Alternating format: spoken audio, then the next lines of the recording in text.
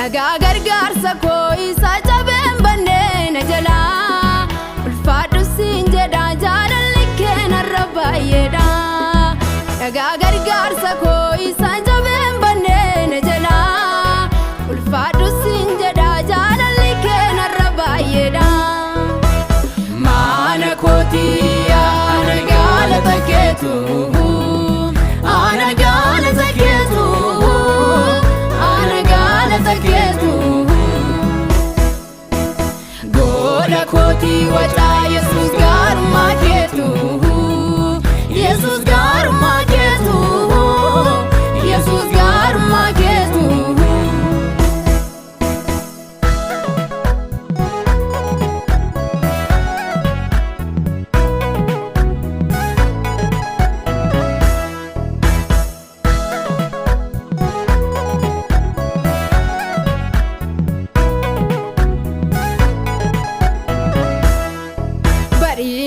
Rifattee kan mana koo dhuftee dukkanicha maaqee kooti baastee waa'ee koo hundumaa ofii kee falmitee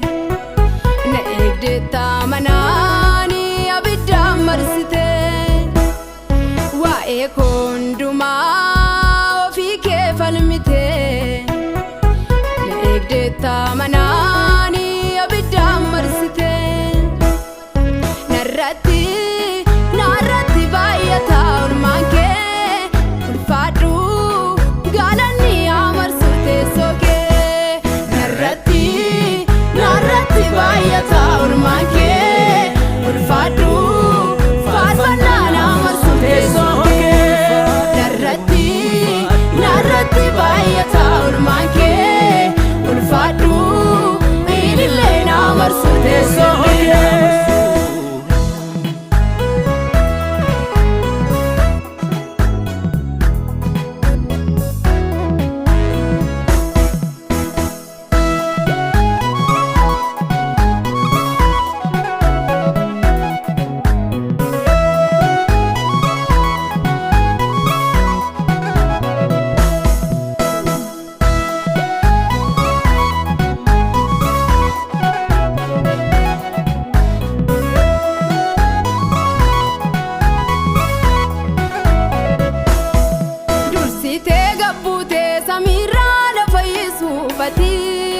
Waa'ee koos falmitee dhiphattee gaara Golgootaatti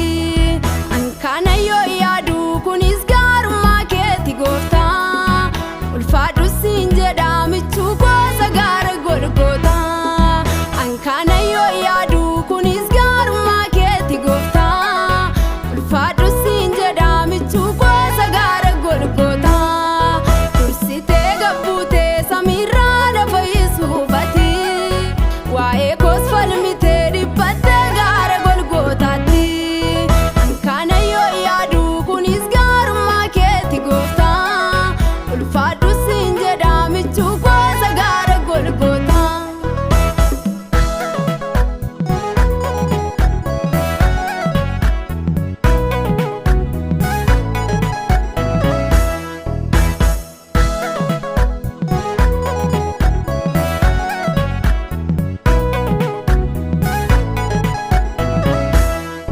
Fayyina kootii fi si qofaa sababa kan ta'e Yesuus jaalallee koo harka kee qabadheen ol ka'e dhibbuu akka yaandoo narratti wal ga'e sambistee lolaastee dhiiga kee lubbuu koo du'arraa hambistee dhibbuu akka yaandoo narratti wal ga'e sambistee lolaastee dhiiga kee lubbuu koo du'arraa oolchitee dhaabattee falmitee anana oolchitee tabadii anana oolchitee tabadii anana oolchitee tabadii duuti koo siin hafee jireenya naaf laattee to'ate.